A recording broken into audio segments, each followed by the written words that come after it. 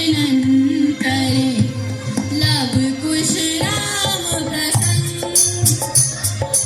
सब पर शब्द मोहिनी डारी मंत्र मुग्ध भय सब नर नारी यूं दिन जात है बीते लव कुश ने सबके मन जीते वनगमन सीता हरण हनुमत मिलन लंका दहन रावण मरण अयोध्या पुनरागमन सविस्तार सब कथा सुनाई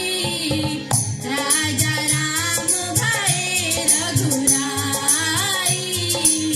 राजा राम भये रघुराई राम राज आयो सुखदाई सुख समृद्धि घर घर आई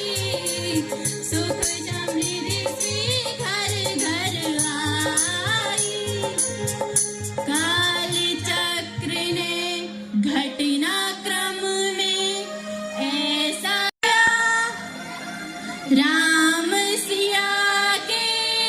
जीवन में फिर घोर अंधेरा छाया अवध में ऐसा एक दिन आया अवध में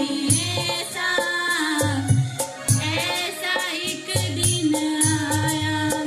निष्कलंक सीता पे प्रजा ने मिथ्या दोष लगाया अवध में ऐसा एक दिन आया अवध में ऐसा एक दिन आया जल्दी सिया जब तोड़ कर सब नेह नाते मोह के पाषाण हृदयों में न अंगारे जगे विद्रोह के ममता मई माओं के आंचल भी सिमट कर रह गए गुरुदेव ज्ञान और नीति के सागर भी घट कर रह गए सागर भी घट कर रह गए ना रघुकुल नायक कोई न सिया का हुआ सहायक मानवता को खो बैठे जब सभ्य नगर के वासी तब सीता को हुआ सहायक वन का एक सन्यासी उन्हीं ऋषि परम उदार का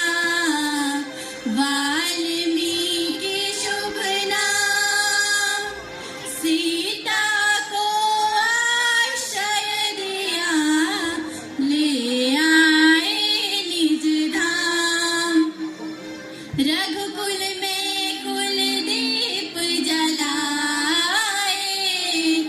राम के दो सुत सिया ने जाए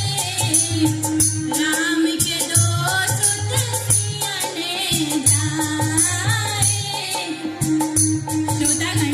जो एक राजा की पुत्री है एक राजा की पुत्र वधू है और एक चक्रवर्ती राजा की पत्नी है वही महारानी सीता वनवास के दुखों में अपने दिन कैसे काटती है अपने कुल के गौरव और स्वाभिमान की रक्षा करते हुए किसी से सहायता मांगे बिना कैसे वो अपना काम स्वयं करती है स्वयं वन से लकड़ी काटती है स्वयं अपना धान कूटती है स्वयं अपनी चक्की पीसती है और अपनी संतान को स्वावलंबी बनने की शिक्षा कैसे देती है अब उसकी एक करुण झांकी देखिए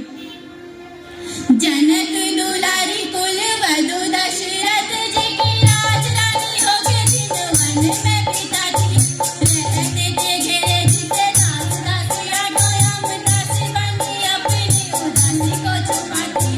धर्म प्रवीणा सत्य परम कुलीना सब विधि दोषहीना जीना दुख में सिखाती जग माता हरि प्रिया लक्ष्मी